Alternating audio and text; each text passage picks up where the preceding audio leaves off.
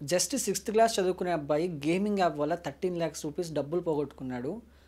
అతనికి లీగల్‌గా ఎలాంటి రెమెడీస్ ఉండవా? ఎందుకంటే తెలిసి తెలియని తప్పు కాబట్టి. ఫస్ట్ పాయింట్ ఏంటంటే ఈ బాబు వచ్చి సిక్స్త్ క్లాస్. ఓకే, హ్మ్. ఫ్రీ ఫైర్ గేమ్ ఆడుతూ 13,00,000 పోగొట్టుకున్నాడు.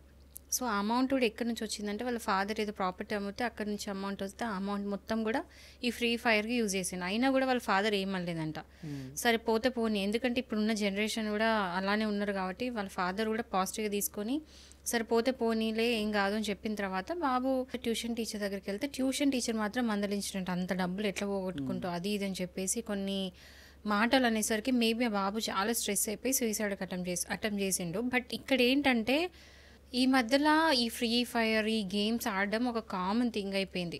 అవును. సో ఫస్ట్ నుండి డే 1 నుంచే బాబు అట్లా ఫ్రీ ఫైర్కి అడిక్ట్ అవుతున్నాడు అన్నప్పుడు పేరెంట్స్ గమనించుకొని ఒక చెక్ పాయింట్ అనేది పెట్టాల్సింది, అది పెట్టలేదు. It went too far. ఇప్పుడు చూడండి, ఏ కిడ్ అయినా సరే స్కూల్కి వెళ్ళే కిడ్ మీరు చూస్తే ప్రతి ఒక్కరు కూడా ఈ గేమ్ ఆడుతూ ఉంటారు, ముఖ్యంగా అబ్బాయిలు. హ్మ్. చాలామంది ఇప్పుడు ఫ్రీ ఫైర్ గేమ్ ఎట్లా అంటే ఈ నాట్ జస్ట్ ఈ గేమ్, ఏ గేమ్ అయినా సరే, ఏ ఫోన్లో ఏ మొబైల్ ఏ గేమ్ అయినా సరే, హ్మ్. మీరు ఫ్రీ టైంలో ఉండి జస్ట్ టైం పాస్కి ఆడడం వేరు, కానీ ఒక అడిక్షన్ లాగా ఉండడం వేరు.